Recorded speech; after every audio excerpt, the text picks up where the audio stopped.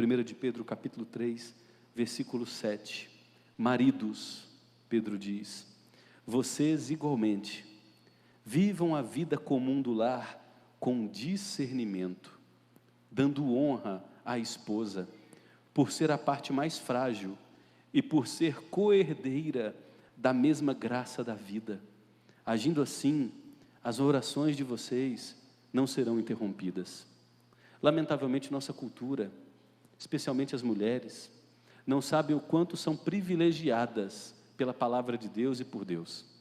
Elas olham para o mandamento bíblico: mulheres, apoiem seus maridos, deem suporte para seus maridos, sujeitem-se a seus maridos, e imaginam que isso é um fardo opressor. Mas as Escrituras colocam toda a responsabilidade, todo o peso da família sobre os ombros do marido. Ao marido Deus diz: amem suas mulheres como Cristo amou a igreja.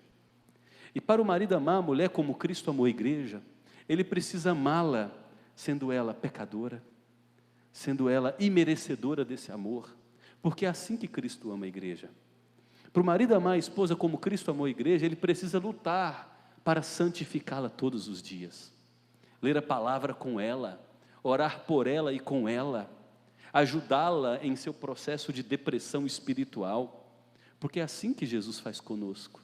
Ele nos santifica através do Espírito Santo que habita em sua igreja. A igreja de Jesus não é perfeita, mas Ele não desiste dessa igreja, Ele a aperfeiçoa. E os maridos não podem desistir de suas mulheres, antes são chamados a aperfeiçoá-las, porque quando se casam com elas, notem, elas não vêm prontas, assim como os homens não estão prontos. E os maridos, assim como Cristo faz com a igreja, precisam se alegrar com suas esposas.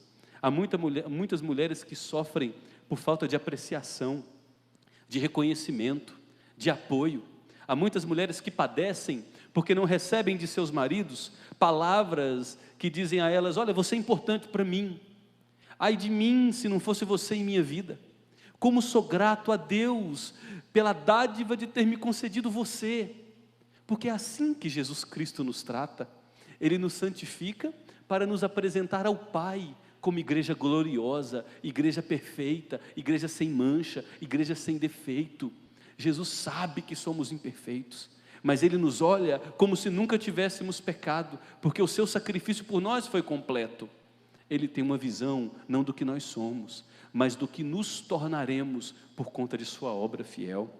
Então veja bem, quando você olha a responsabilidade do marido para com sua esposa, o dever da esposa com o marido se torna leve, abrandado. E nos versículos anteriores, nos versos 1 a 6, Pedro já havia orientado as mulheres crentes, que eram casadas com homens não crentes ou com homens incrédulos, a respeitarem seus maridos como líderes da família. Embora homem e mulher gozem da mesma imagem e semelhança de Deus, portanto têm a mesma dignidade, dentro da instituição família, Deus estabelece papéis diferentes.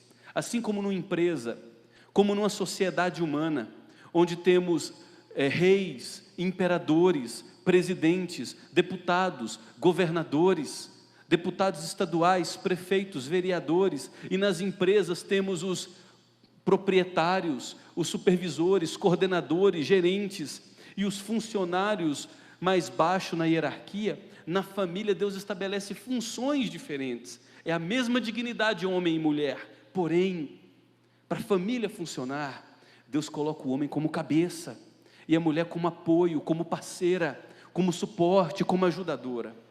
E Pedro orienta as mulheres: respeitem seus maridos como líderes da família, ainda que sejam homens ímpios, eles são líderes da família, e cultivem a beleza de um coração manso e humilde diante de Deus.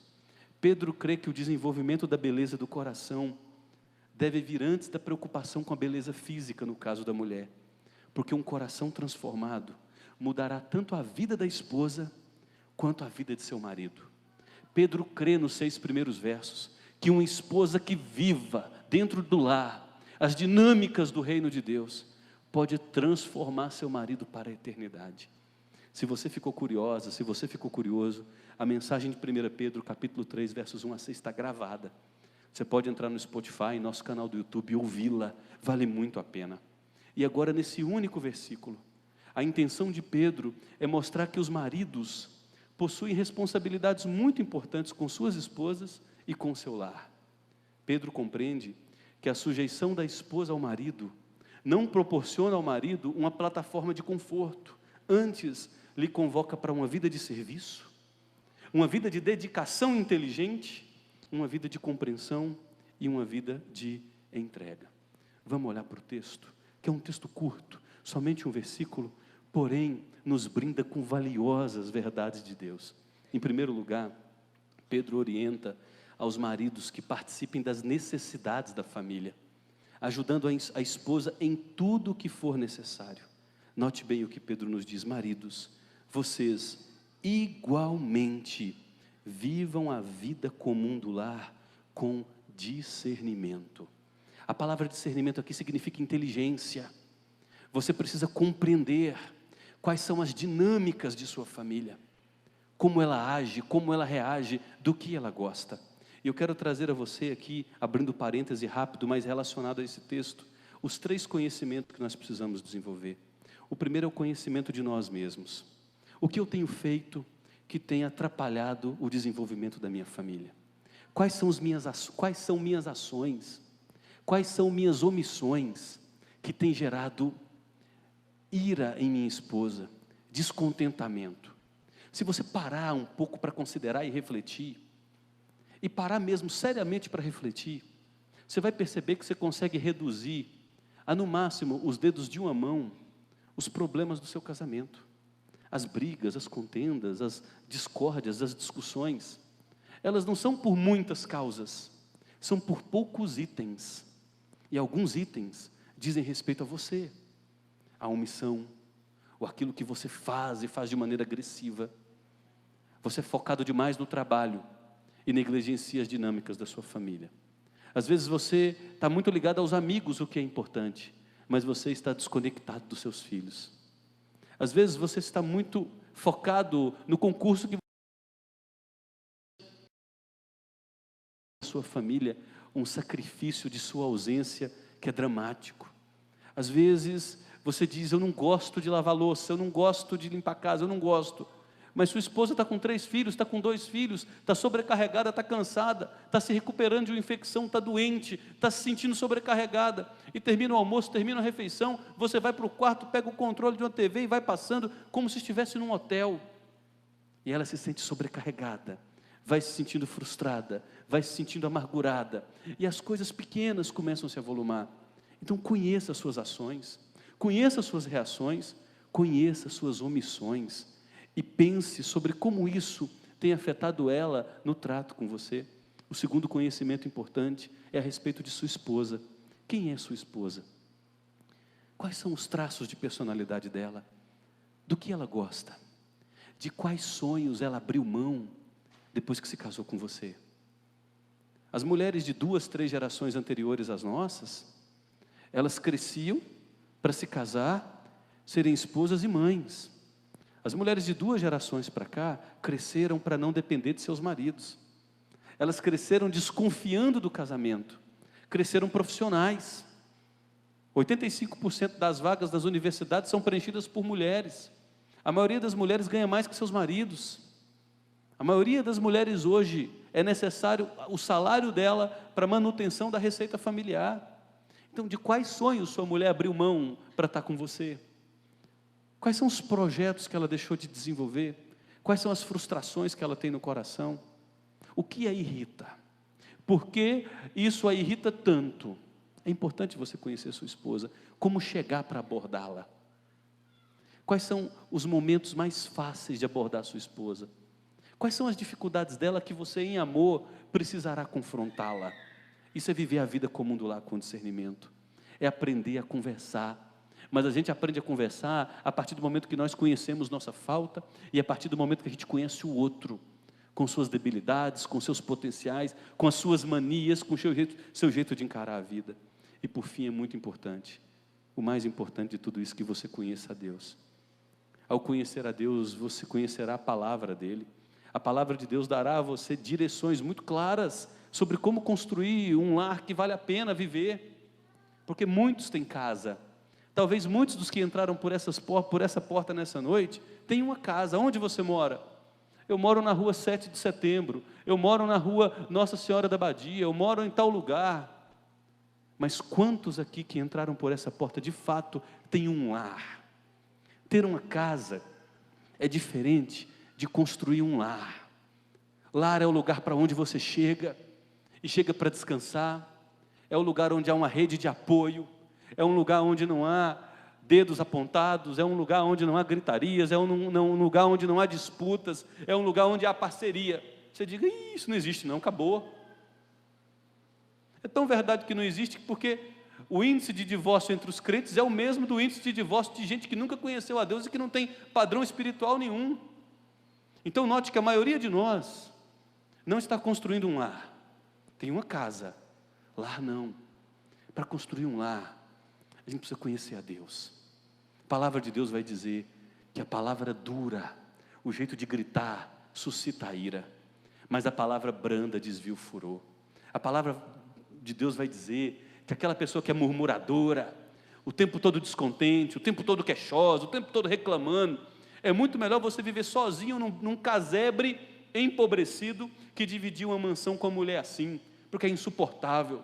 E o homem também, aquela pessoa descontente com tudo na vida, aquela pessoa que não consegue ser agradecida por Deus e pelos outros por nada, tudo que você faz parece que é apenas sua obrigação, parece que todos são devedores a ela.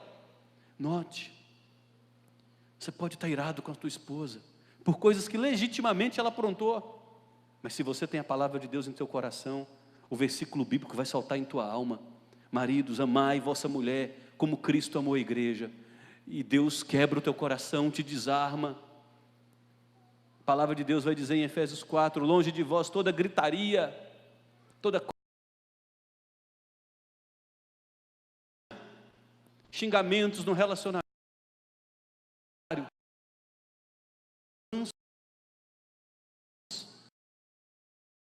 outros como Cristo vos perdoou. Note que na medida em que a gente conhece Deus, nós não deixamos de ser incompatíveis um com o outro, mas na medida em que nós conhecemos Deus, nós vamos nos tornando mais compatíveis com o Espírito Santo, e na medida em que nos tornamos compatíveis com o Espírito Santo, nosso lar é transformado. Eu estou separando do outro porque é incompatível demais comigo. Poxa vida, não há ninguém debaixo desse sol que seja compatível com outra pessoa. O nosso problema é incompatibilidade com o Espírito Santo, e na medida em que conhecemos Deus, essa incompatibilidade vai diminuindo, o Espírito de Cristo se forma em nós, e eu me torno uma pessoa muito melhor para se conviver.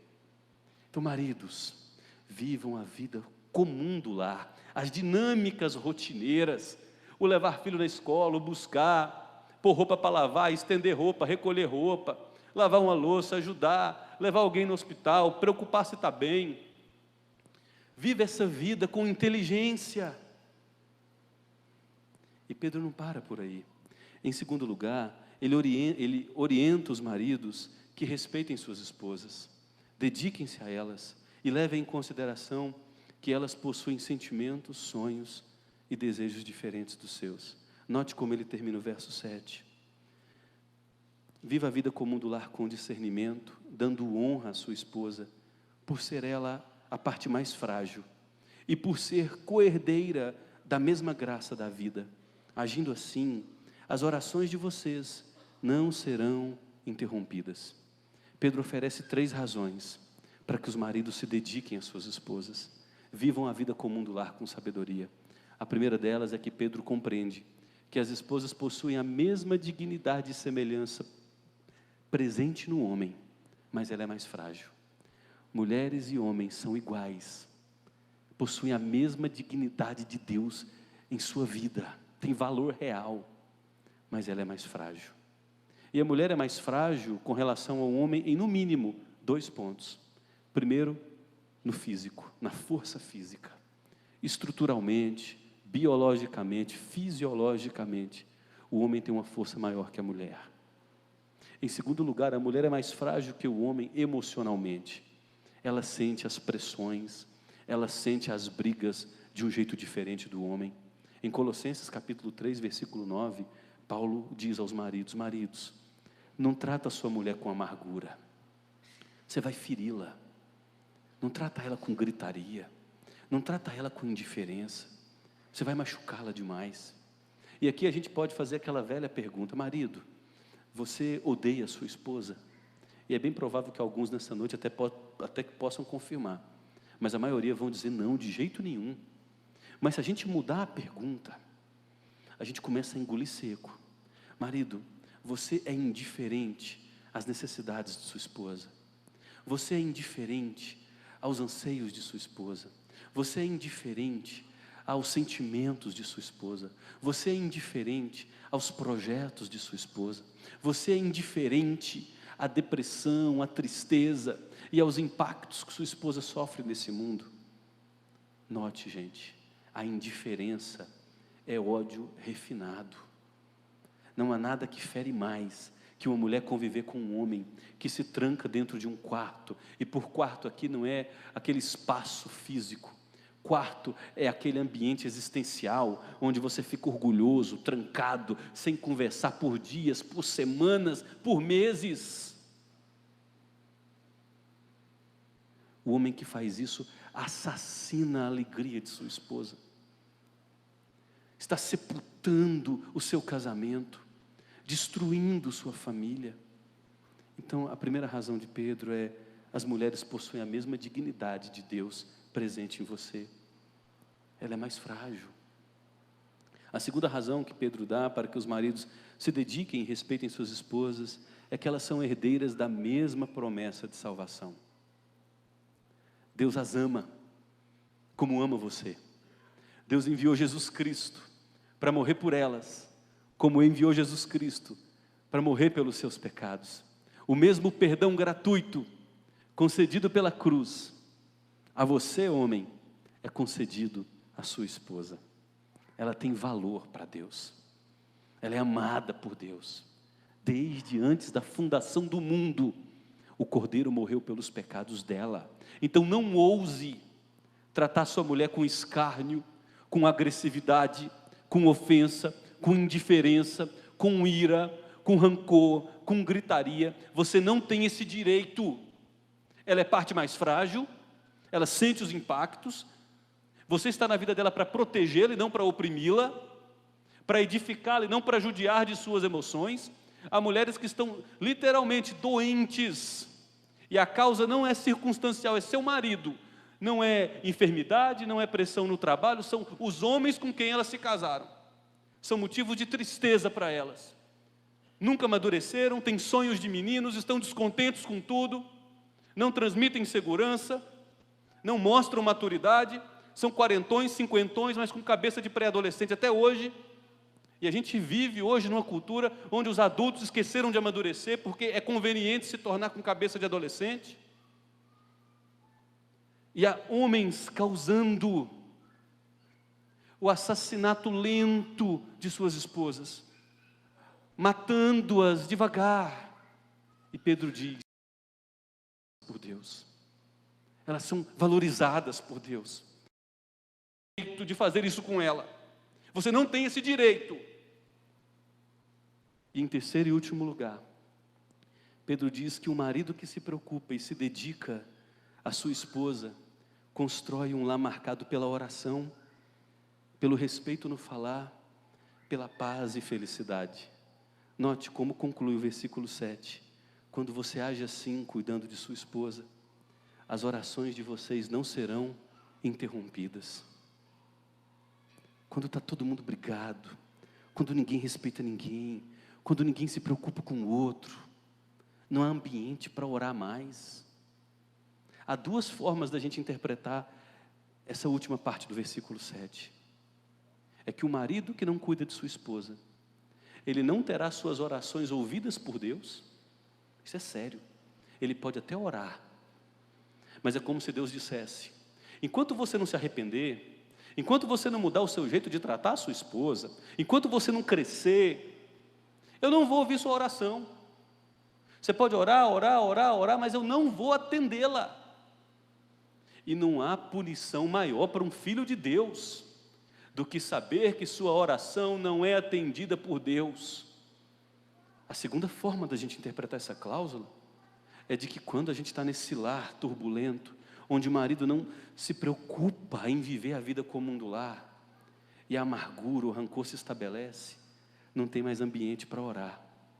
Vocês já viveram aquela experiência de estar na hora do almoço, estar na hora do jantar, vocês estão à mesa, tudo está prontinho, a mesa está posta, a comida está pronta, é só orar agora, para a gente viver aquele momento de paz.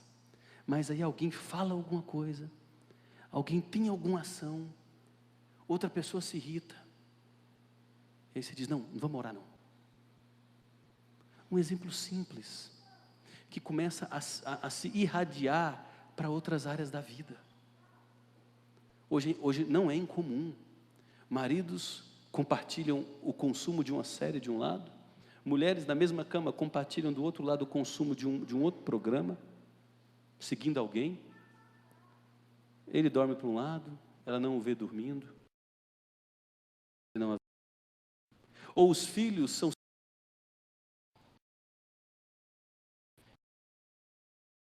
estabelece disciplina, limites. O marido se acostumou a não dormir mais com a esposa. Fatores que distanciam um do outro. Mas Pedro está dizendo, tomem cuidado. Porque se você, marido, não voltar a assumir as rédeas, não olhar para a necessidade de ser sábio na condução de seu lar, ser esperto, ser sagaz, astuto. É isso mesmo. A Bíblia diz que nós precisamos ser simples como as pombas e prudentes como as serpentes. A gente precisa olhar para o nosso lar e perceber onde a gente está perdendo nas várias frentes de pequenas batalhas e ir retomando o nosso combate. Começa pequenininho. Nós não vamos dormir longe um do outro. A partir de amanhã, a partir de hoje, nossos filhos vão ter horário para dormir. Você precisa da minha ajuda aonde? Eu vou te dar apoio, vai dormir até tal hora. Quem é que manda na nossa casa? A gente está permitindo que duas crianças de 6, 7 anos coordenem a gente, 8 anos, 5 anos, 3 anos de idade. Não é possível. A gente não namora mais, a gente não conversa mais, a gente não se toca mais, a gente não pega na mão do outro mais.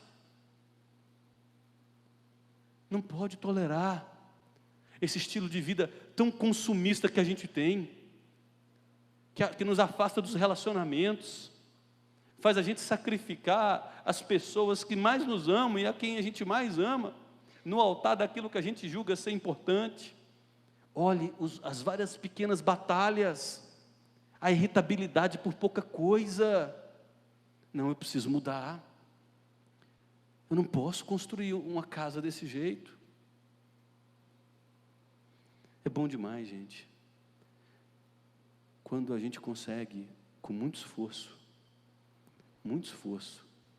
e todo dia, até o fim,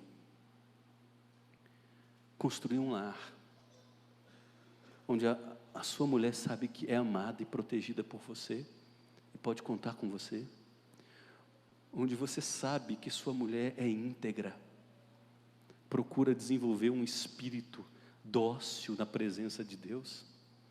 Mulheres que gritam, que são destemperadas, que são desequilibradas, estão precisando calejar um pouquinho mais de joelho em oração, estão precisando voltar a aprender o que é jejum. Não é fazer só jejum intermitente para emagrecer, não.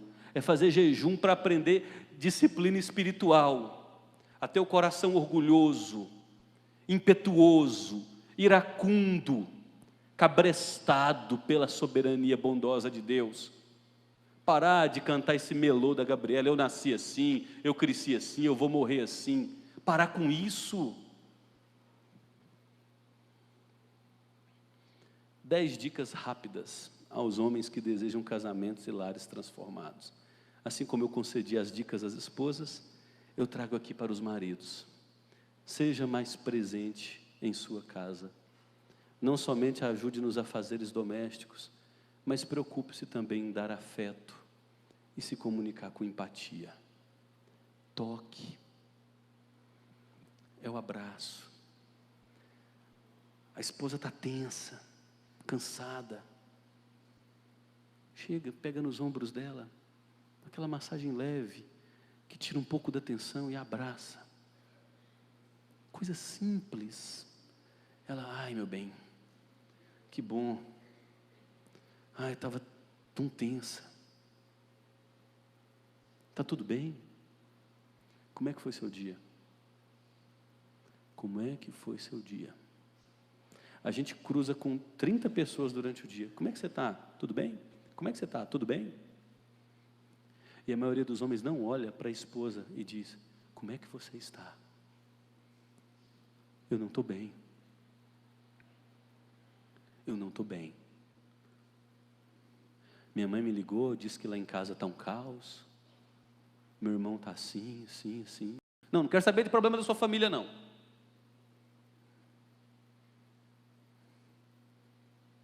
Deixa eu falar. Vem cá, meu bem. Deixa eu te abraçar. Você não resolveu nada do problema com o irmão, com a mãe. Deixa eu te abraçar. Você apenas demonstrou que se importa. A gente se importa com desconhecidos. E a gente deixou de demonstrar preocupação e interesse por gente com quem a gente divide a construção de uma história. Meu bem, queimou a máquina de lavar a roupa. Não está centrifugando. Ok, amanhã eu vou ligar para o rapaz, para ele vir aqui. É um homem estranho que vai entrar na tua casa.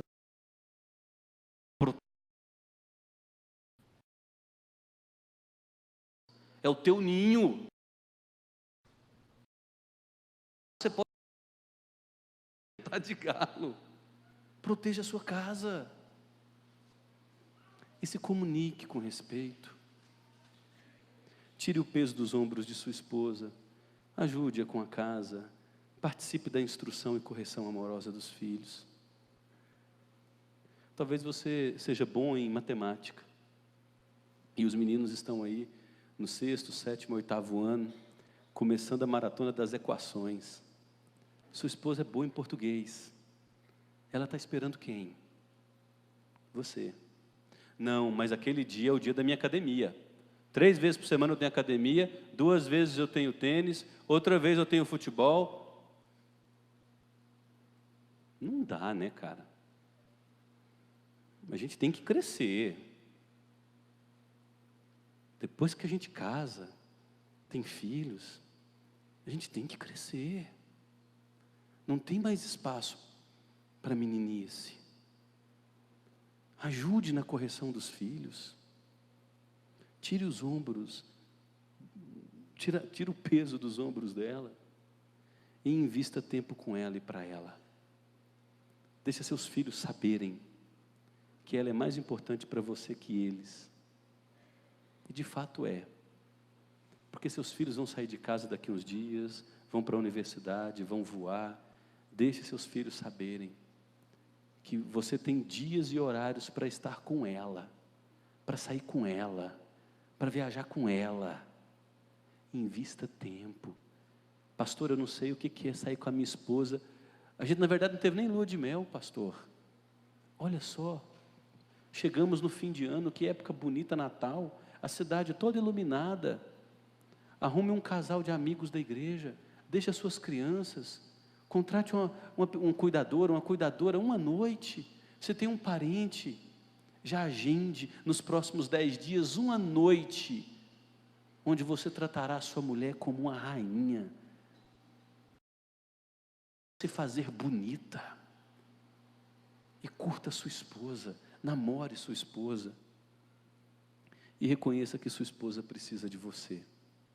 Ela pode parecer autônoma, forte, personalidade vibrante, porque hoje nós temos muitas mulheres assim, né? Empresárias, dinâmicas, autônomas, mas precisam. Choram fácil, sentem as pressões da vida muito pesado. Ela precisa de você, do toque, do abraço, do alívio da pressão. Não a pressione com fardos pesados. Maridos têm o privilégio de tornar mais fácil a vida de suas mulheres. O fardo fica muito pesado quando as mulheres não sabem das dívidas da família, dos negócios que você fez, e você chega em casa nervoso todo dia. O que foi? Não, o negócio está feio. Não tem dinheiro não, ó. Ela foi fazer a feira, você reclama porque ela fez a feira. Você gasta demais. Sabe? Você está colocando um tipo de tensão desleal. Você pode sentar, mostrar, construir um projeto familiar. Ela tem que estar a par da realidade financeira, porque é uma só carne, é uma família. Mas ela não pode ficar no escuro. Preocupe-se com ela, ore por ela e ore com ela. Estude as Escrituras juntos e estimule-a a ter momentos a sós com Deus. Qual foi a última vez que você viu sua mulher orar? Qual foi a última vez que você viu sua mulher com a Bíblia aberta? Com o celular é bem provável que você veja todos os dias, muitas vezes por dia. Você pode até dizer, talvez ela esteja com a Bíblia aberta ali. Olha, lamentavelmente é muito difícil.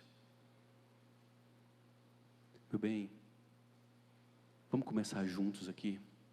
Todo dia está o horário, a oração. Ah, pastor, ela é brava. Só lamento, meu amigo, você é o homem dessa casa. Você é responsável em santificar a sua esposa. Na sua casa, quem vai determinar quem abre Bíblia, quem lê Bíblia, quem ora é você. Com o tempo, ela pode achar difícil, ela pode espernear, mas depois isso será bênção para a vida dela, ter esse orgulho quebrado, essa arrogância destruída, e se tornará uma mulher linda. Então santifique sua mulher, lute por sua mulher, estude a Bíblia com ela, assim você ajudará no processo de santificação. Leia bons livros sobre casamento e família. Olha aqui, nós temos na nossa livraria aqui, ó, devocional para casais, R$24. Um ano.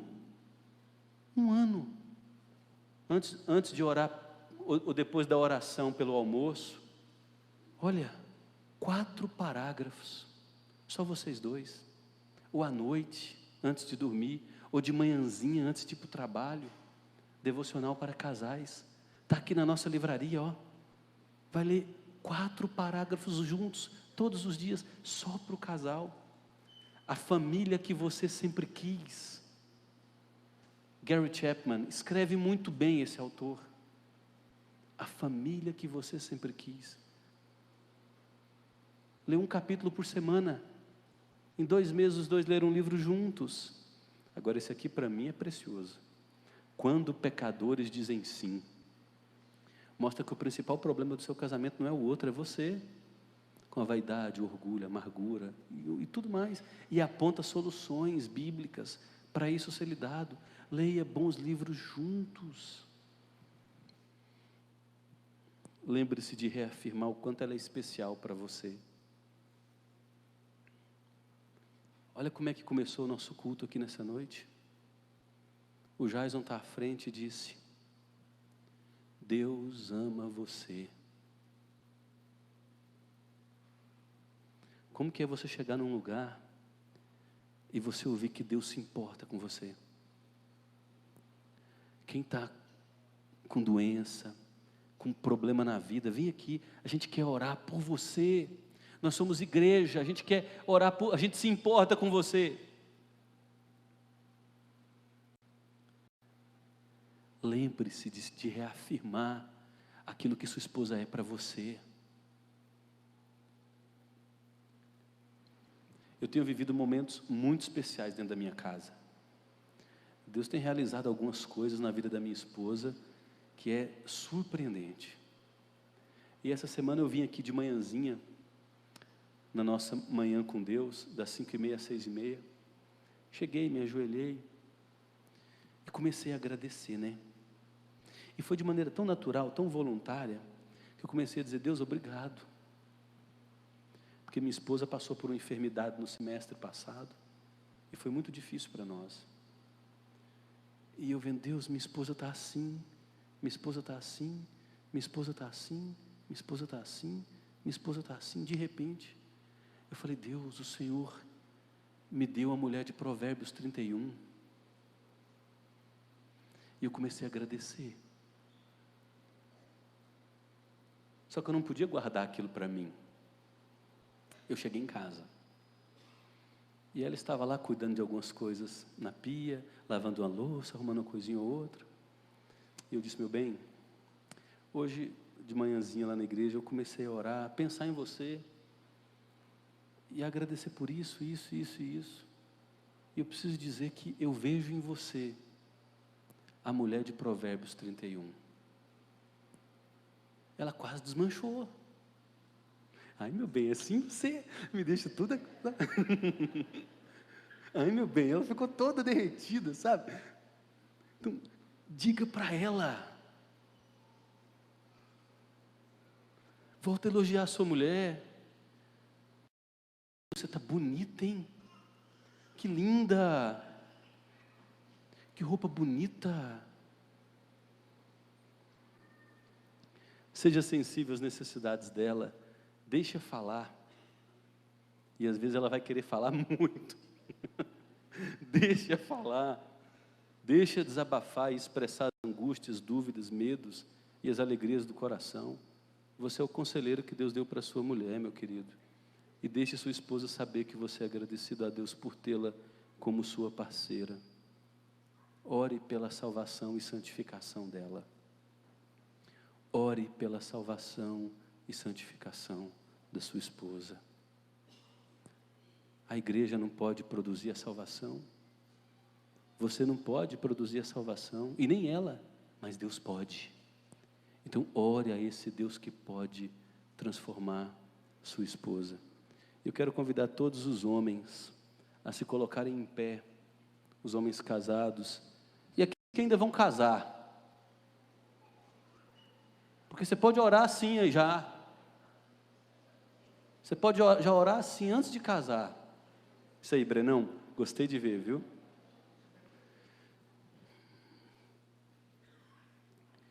Vamos ler todos juntos, homens, para as nossas mulheres ouvirem, tá bom? Pedrão, firme, hein? É isso aí, Pedrão, fica em pé. É isso aí, você é adolescente, mas vai casar. Vamos orar, gente? Deus, obrigado pela clareza de Tua palavra, que me orienta a como ser um homem de verdade. Ensina-me a cuidar de minha esposa, ser presente e atuante em meu lar. Desejo ser alguém com atitudes e palavras de encorajamento, que trazem cura e promovem vida à minha família, em nome de Jesus. Amém.